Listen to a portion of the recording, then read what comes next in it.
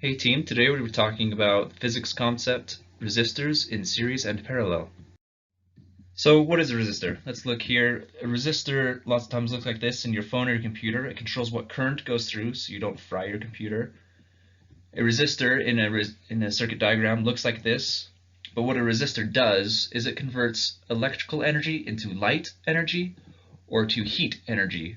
For example, in this light bulb, current goes through and the light bulb acts as a resistor to convert it to light, or a toaster or a coil stove converts the electrical energy to convert that energy to heat energy. So this is what a resistor in a circuit diagram will look like.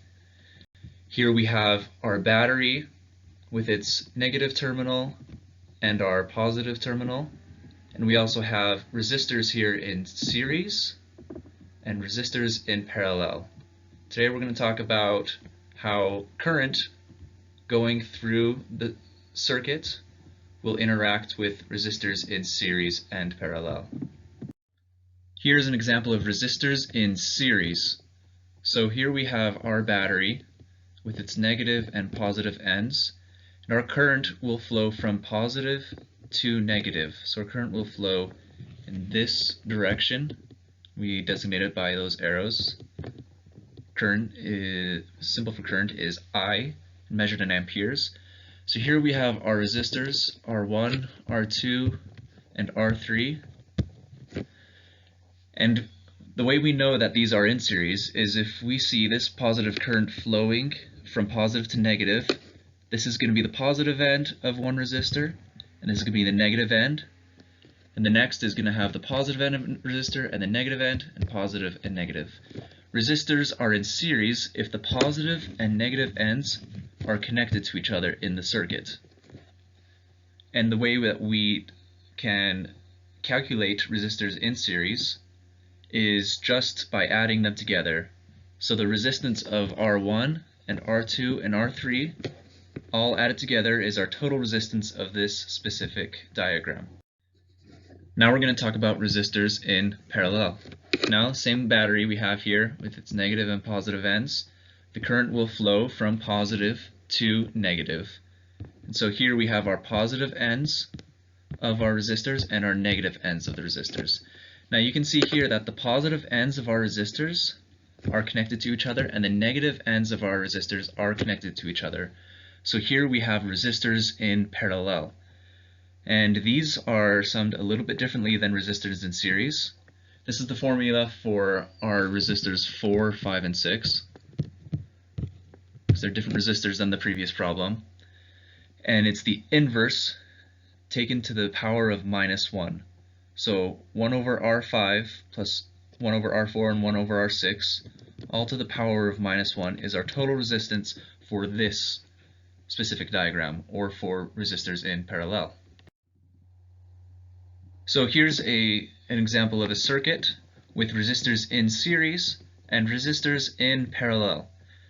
Now, let's label all of these. This can be simplified to a simpler formula because we know how to add resistors in series and we know how to add resistors in parallel. So our formula for resistors in series, that's going to be R1 plus R2 plus R3, and our resistance in parallel, or we'll call RP, is 1 over R4 plus 1 over R5 plus 1 over R6, all to the power of -1.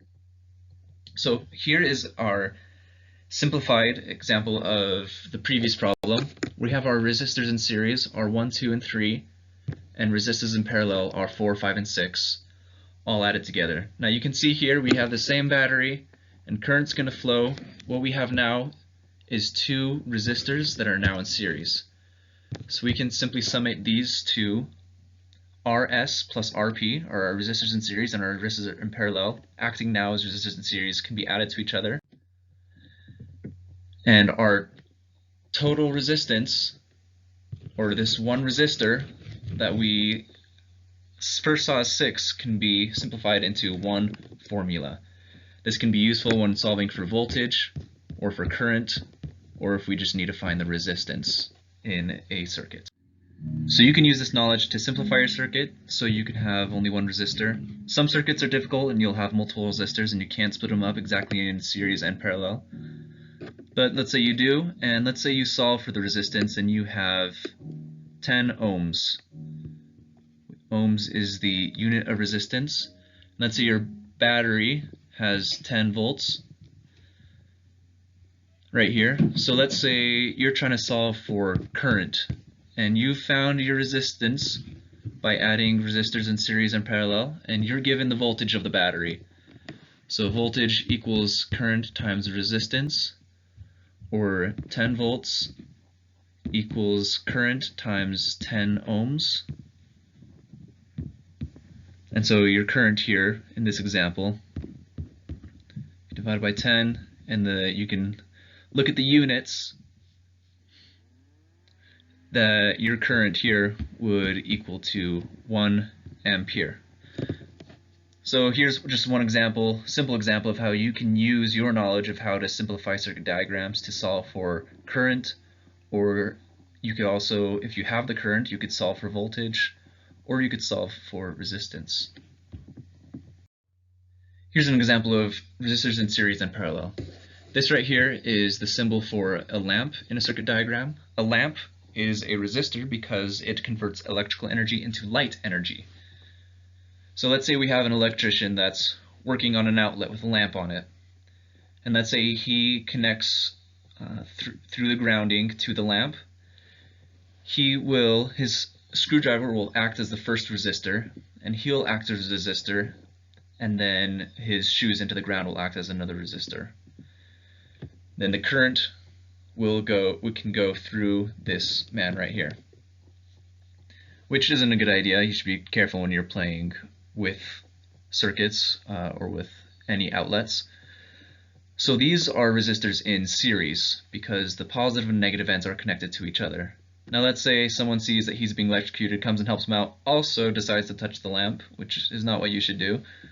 And he also then will act as resistors in series, as the current can go through the grounding to the ground.